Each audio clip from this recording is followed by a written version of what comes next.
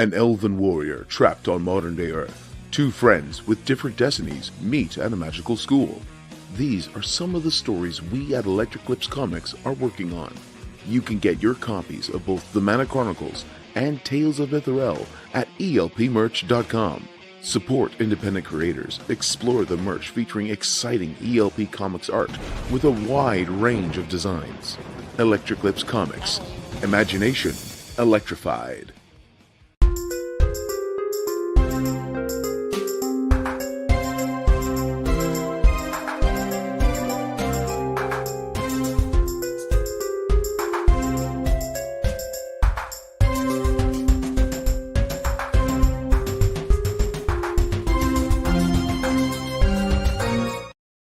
Welcome everyone to our first episode of season 2. First episode for the new year, 2025. I am Graveyard, as always, joined by my off-screen producer.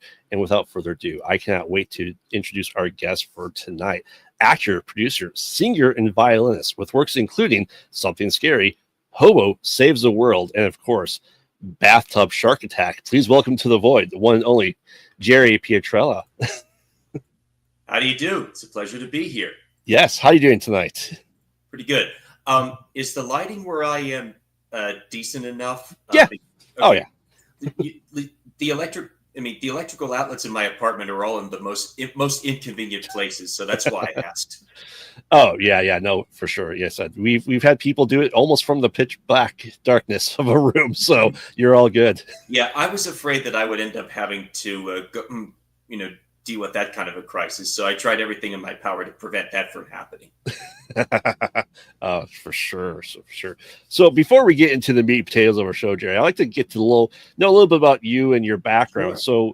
So how did you get into acting? Was there any movie or show that you watch?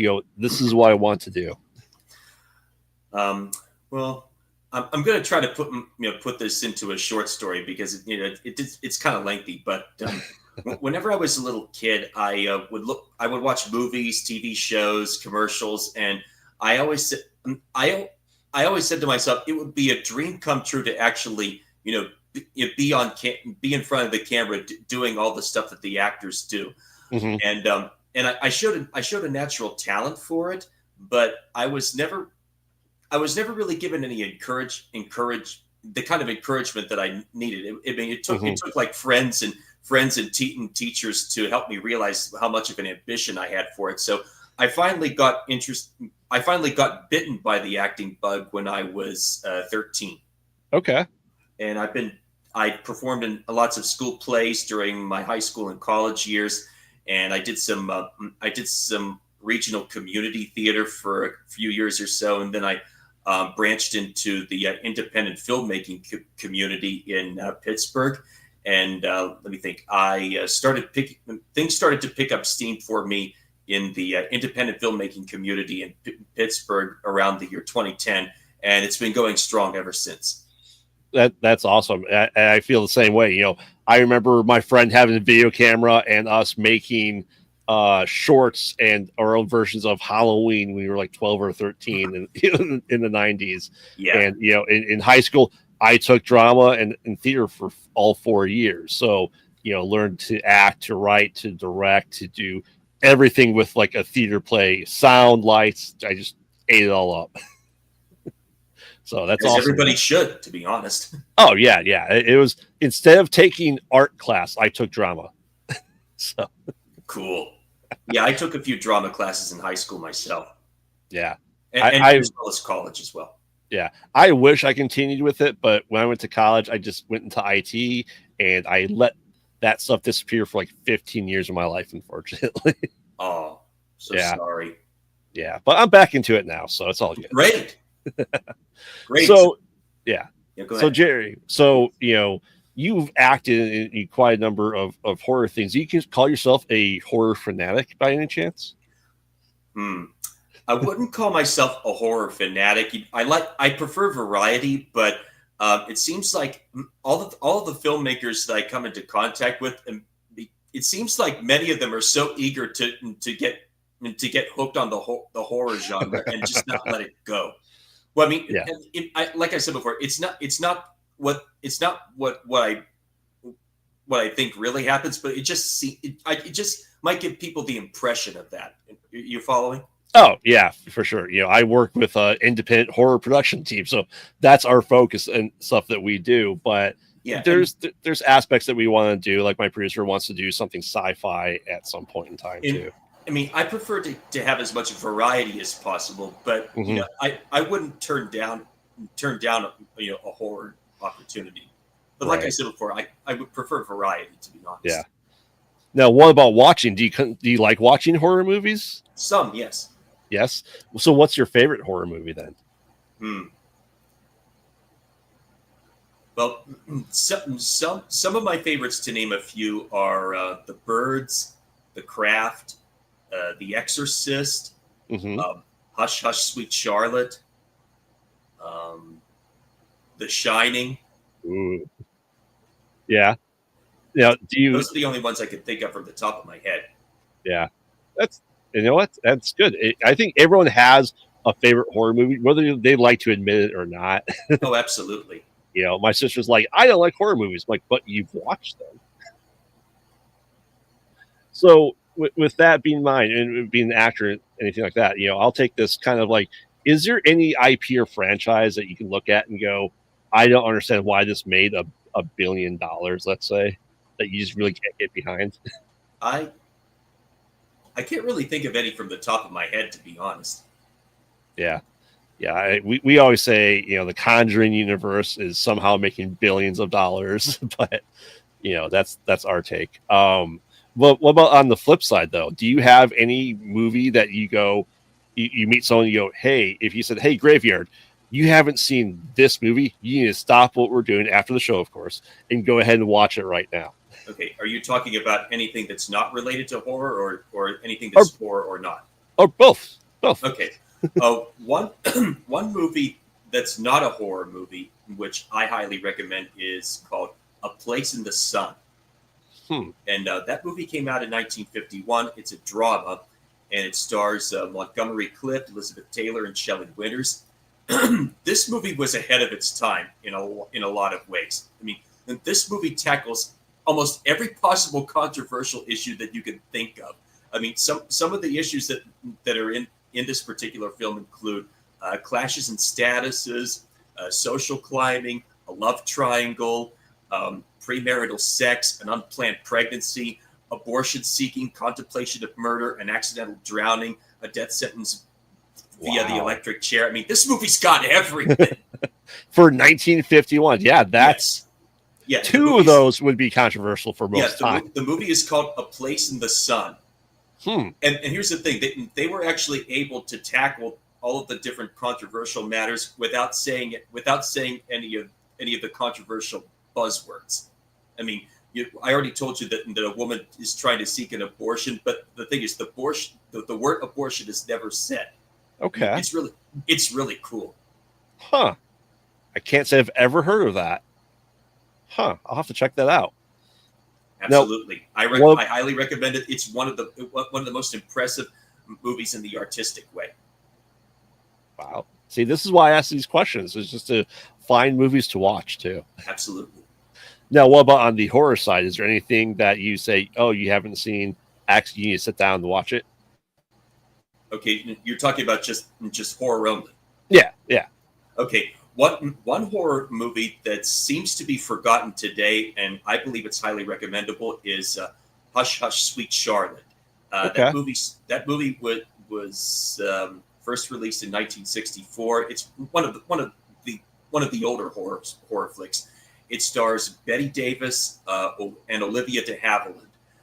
It's about this spinster woman who's the target of a whole bunch of rumors, which caused a lot of people to taunt her.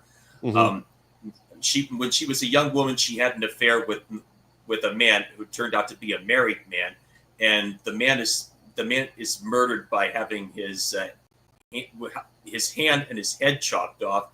And then after the murder is done, then people find the woman and they notice that there's blood on her dress, but they can't prove if she actually committed the murder. Right. I won't spoil it. Well, meanwhile, she's pretty much an outcast and a recluse for the rest of her life, and the city wants to tear down her big mansion so that they can make roads and bridges on the property, but she refuses to leave. So she gets a cousin of hers to help her save her property, but this cousin and the cousin's boyfriend, who's a doctor, have other plans. And what they decide to do is they want to try to get hold of the woman's money. And so, as a way to get hold of the woman's money, the doctor gives her shots of drugs in some sort, and they both tell her that she's seeing and hearing things. They do everything they can to drive her crazy as a way to declare her incompetent, so that they could grab her fortune. Thankfully, their plans don't work out. So I don't want to spoil too much.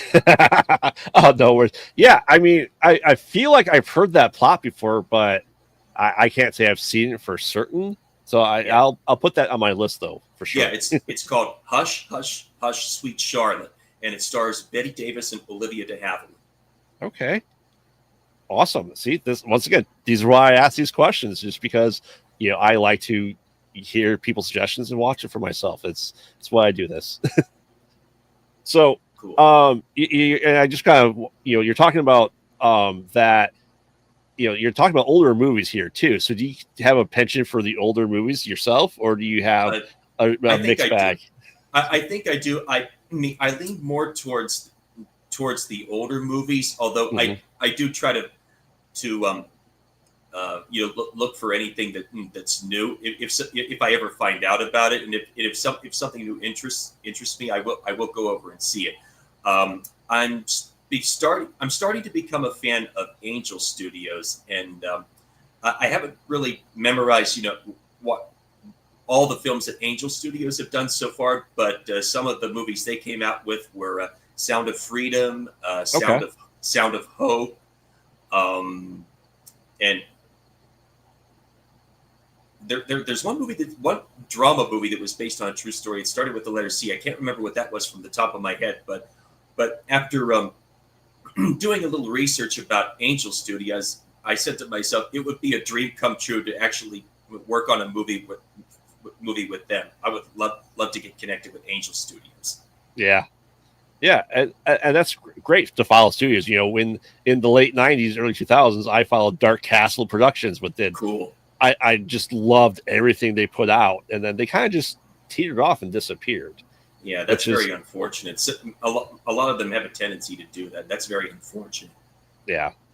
So, speaking of studios, this is what I'd like to recommend for every studio founder, and I think that it would be a great idea to try to reinvent the studio contract system that Hollywood used to have, and create a repertoire of regular performers and crew members, and have those performers and crew members work regularly for the studio. That way, they can have a steady source of income and not have to worry about being starving artists. Right.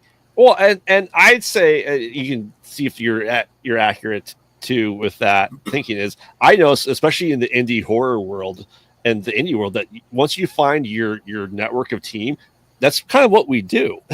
Exactly. I feel. Exactly. You have your DP, you have your actors, you have your sound guys, you have your editors, and you have the same people that you like to work with. And just to me, I've done about 5 or 6 in the past year or so, and it's just like meet up with friends. Exactly. And I would also like to point out that for performers who are multi-talented, if they're actors, let them do that. If they can sing, let them do that as well. And if they play any instruments, have them, go to a recording studio and contribute their talent to, movie soundtracks. Right. Yeah, that's something that we really I've been looking for in our team is a music person, just because we don't, obviously rights cost money to music to put music in there, and I'd like to support another indie person in this world and be able to help make soundtracks for all these independent horror movies and independent movies as a whole. Yeah. So with that though, but you are also a singer and a violinist. You just play more than violin? No, that's. I also play a little bit of the guitar, but I only know the basic chords. I can't do anything fancy when it's on the subject of guitar. Okay. Yeah, it's interesting. Were you a singer before you became an actor? Or did you, like, get into singing in high school or before that? Yes, I was in the school glee club during my final elementary school year and all through middle school. I took a break from it when my voice started changing, but then during my final year in high school, I went back to the glee club and started doing that once again. And I love to sing. Now, do you feel that singing helps you become an actor too, just because you are cognitive of your breath, of your mouth, and everything for enunciating while singing to help move into acting? Yeah, I never really looked at that through the technical manner, but whenever I do sing and act as well, I always like to try to make sure that I pronounce my words as carefully as possible so that people can understand me. Right. And I always feel this way. I always feel that there's more responsibility in acting than in singing. I mean, what actors have to do is they have to make sure that they get all of the right emotions, at the right place. Mm-hmm. And I mean, with singing, I mean, you could interpret however way you think a song should be sung. Does that make any sense? Yeah. And I think that I see that in the way that makes sense, because you can take, you ever go on YouTube and people go, I took this metal music and just toned it and put it into major chords, and it sounds just like, a folk song from the 50s and 60s. That cool. It's just how you change the pitch and the sound of it, that it could have different meaning with it. Yes, absolutely. So I get that. It's as someone who is, I love punk music a lot, and my parents were, age of hippies, and they're like, oh, I don't like punk, it's too fast. I go, well, here's their acoustic version of it. And they go, oh, well, that sounds like what we listened to growing up. I go, it's the same story. Yeah, music always evolves. Mm-hmm. And you just made me think of something else. Do you remember a song called "The Waiting"? It was one of the biggest hits of Tom Petty and the Heartbreakers. Yes.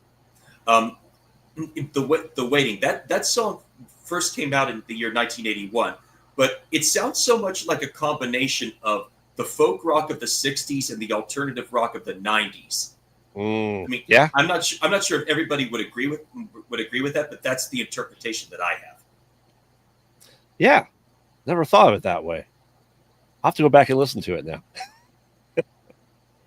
Awesome. So with your singing, do you ever get a chance to do your music or singing in any movies or shows you're working on? I tell people that, if they need a singer for anything, that I'm available for them. I don't really have any original material to work on, but if I would like to have my voice featured on some demos for people, and I don't think I'd want to record for like a national record label, but I wouldn't mind recording some albums and singles for an independent record label. There you go.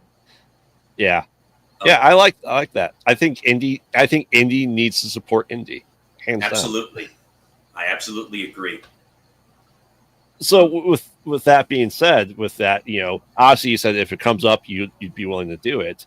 But you said you haven't really had the opportunity to do anything for any movies yet, though, right? Exactly. Now, you did some music video type stuff too, though, right? Yes, I have. Were you music in? How involved with that with the music at all? I didn't have to sing in those music videos. All I had to do was just act in them. Okay. Yeah, and I think that works too, because you can even take your singing and your violinist to like trailer work too. Absolutely. Like when you're making a trailer for a movie. Oh, absolutely. That's a good talent to have. Thank you. Now, kind of staying on indie, you hear a lot of people say that Hollywood has no original stories left. Oh, but you could say that again. Whenever I think about that, I think to myself, what the hell is with all these remakes? Mm-hmm. I mean, if you want to watch a completely original story, you're better off going to the list of indie films. I mean, Hollywood sucks, and that reminds me, I think that every single city, what they need to do is every single city needs to look for ways to increase the movie market. That way, Hollywood can be just put out of business.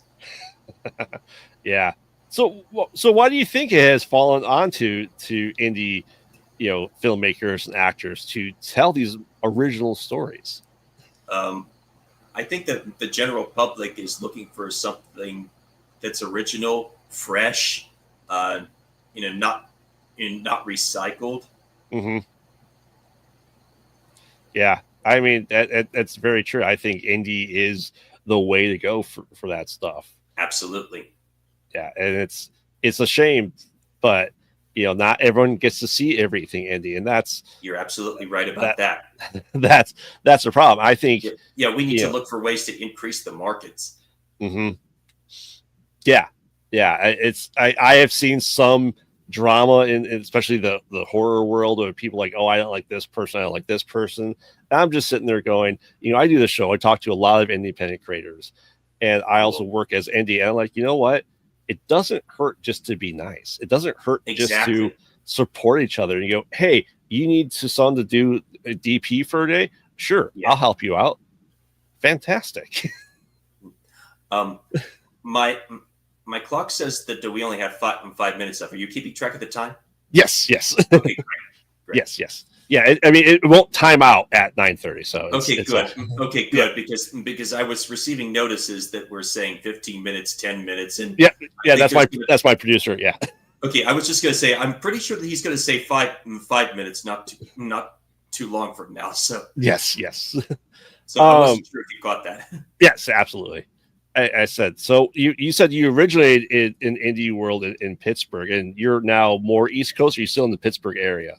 I do most of my acting work in the indie film community. I do it mostly in Pittsburgh, but I've also come into contact with a few indie producers in Eastern Ohio, mm-hmm. and I also did at least one in West Virginia, and I mean if.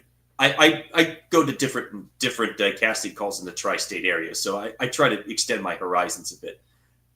Right.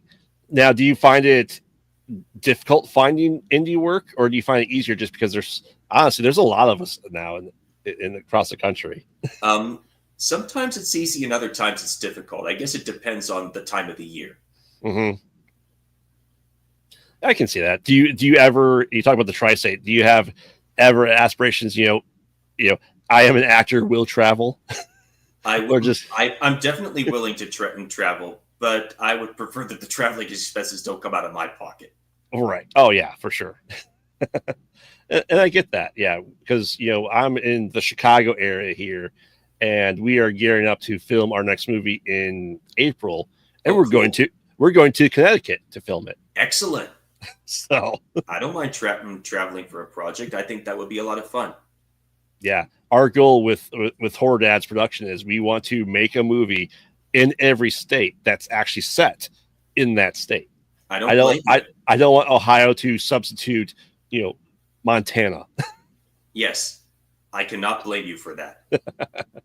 So I think it just adds more of an authentic feel to it. Everyone can do everything with CGI. You can make it look like anything, but lots of people use Toronto as New York City. Well, yeah, and that's not. I mean, in a way that I see that as dishonesty when producers do that. Yeah, it's just something that I just think about. Like, okay, how many states do we have to? I start like making a map. Like, let's do this state. This state's next. Exactly. And we also do that because then when Horror Dads goes to that area, we get people from that area too. Yes. And that's just a way to branch out and network to actors, to all the indie people are out there, and just be able to work with them as much as you can. I love networking. The more, the merrier. Yeah, I love it. So, Jerry, yes, and all the stuff you've done, what has been the hardest scene for you to shoot? Hardest. Mm-hmm. That's a trick question. I do remember there was one short film that I did with Shadow Frame Productions, they're based in Pittsburgh, called Angel Hair, and I had to drag a girl up a small small set of steps for one scene. This was a short horror film, and it's available on YouTube if you'd like to check it out. It's called Angel Hair. So that was one scene that was a bit tough. Yeah, I can only imagine, because you don't want to do all the physical work and have them help out. You also want to hurt the other actor as well. Exactly. Yeah. Hopefully you got it in one take. Fingers crossed. Oh, I can't remember exactly how many takes we did, but I believe it was more than one take. But yeah, we managed it. Yeah. So you've worked on TV shows too. Do you have a preference of TV shows versus movies? Not really. Well, I mean, if I had to choose between the two, I would probably lean more towards the movies, but I wouldn't mind doing TV shows too. And what was different for you, or was it just another day on the set for you? I didn't really try to figure out what the difference was. I was just there to do a job and then get paid and then go home. So I wasn't really examining the differences between the two. I mean, they're both related to film work, so I mean, that's the way I saw it. I wasn't really going to all the specifics about the differences.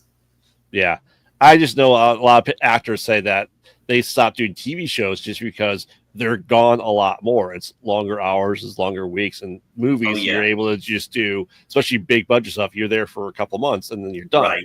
TV shows are day in, day out. Yeah, a lot of people say that that doing TV shows is more hectic than doing a film because there's a lot less time to prepare. Mm-hmm. It's just I haven't done a TV show. Well, I guess I technically have, but not a typical TV show where there's multiple episodes where you have the same cast and crew across it. So yeah, awesome. So the real question I have for you, Jerry, is: are you afraid to go back into the bathtub after the shark attack that you had to witness? No, to be quite honest, I don't even think about it. I just are you talking about Maddie Deering's film Bathtub Shark Attack? Yes. Oh, okay. Yeah, I didn't have to go into a bathtub, but I got to admit that I might be a little afraid of washing machines. Yes. I'm not sure if you remember this, or if you were told this, but my character gets killed by the shark whenever he looks down inside a washing machine. That's when I meet my doom there. Yeah. Well, I mean, you warn people about go to their tombs if they're not careful too. Oh yeah. I was actually excited to do that particular part because I remember that it was the very first film where I had to show emotions and cry and due to mourning a loved one. So I was excited about that. That's awesome. I just had to ask just because I like to do research and watch stuff before people come on. Oh, absolutely. I mean, it is the bloodiest shark movie ever made, right? Oh, absolutely. And I got a feeling that Maddie will come up with something that's even bloodier in the near future. Ooh. I hope you get called to that. I'm hoping for that too. All right, Jerry. Well, let's get into our roundup questions here, just so we're at time. So this is episode 70 of our show. 68 people have answered one particular way. And let's see how you fall in practical or CGI. Okay. What's better in your opinion? I would say with some cases, practical would be better, and in others, CGI. I mean, okay. I guess it would all depend on the project. Right. Yeah. I like the idea of that. Why not both? Why can't you use practical to get as much into it as you can? I agree with you. Yes. And you touch up of CGI. Yeah. And this is the way I see it. If you're able to find a way to make it practical, then by all means go for it. I mean, don't always depend heavily on CGI. I mean, if there's a way to make it practical, go for that. Yeah. I mean, especially I think for actors, having something physically to work with is easier than, just pretend like I have a green screen right here. Oh, this baby right there. Yeah. Nothing in my hands. Absolutely. All right. So other than Angel Studios, if you were able to work in any existing IP or franchise, what would it be? I'm not sure. I mean, so far, Angel Studios is the only one I can think of from the top of my head. I mean, would you want to do a Marvel or DC movie? I never really gave those two very much thought, to be honest. But if I was given the offer, probably. Is there anything, any other genre that, like, you know, do you want to be in, you know, Fast and Furious number 25 when it comes out in like 3 years? If I'm offered the opportunity. Okay. So it's a big one, those Angel Studios. Yeah, that's probably the top selection for right now. Where are they located out of? I'm not sure. I don't think that they're based in California. I get the impression that they're based somewhere in Colorado, but don't quote me on that. Do they ever have any like stuff on like backstage or anything like that you're able to see? I haven't seen anything like that, to be honest. Okay, so I assume you use backstage. Not that often. No, I mean, I'll check it out sometimes, but I don't really use it that often. Right. It probably because you're in the indie world and you get to know everyone, and they probably call you up. That's awesome. And that's better than any cold calling, I feel. For sure. That's a good way to put it. Yeah. So yeah, I said you work with people you like and you're comfortable with, and you make good stuff for it. You know, never that trepidation of, oh, I don't know how this person's acting in 5 gallons of blood on their head. We had that a couple of movies ago. We're just like, oh, cool. We have one take. We'll see how this. I hear you. We didn't even test it out on ourselves, unfortunately. Oh, wow. So it worked good. It went well. So hey, as long as it turned out to be for the best, that's all that matters. Oh yeah. The still from the aftermath of it is our poster, so it worked beautifully. Cool. All right, Jay. So, any advice for people getting into the field of acting? Check all the possible sources that you can find. Talk to people with extensive experience, and attend as many networking events as possible. And eventually, something will come up.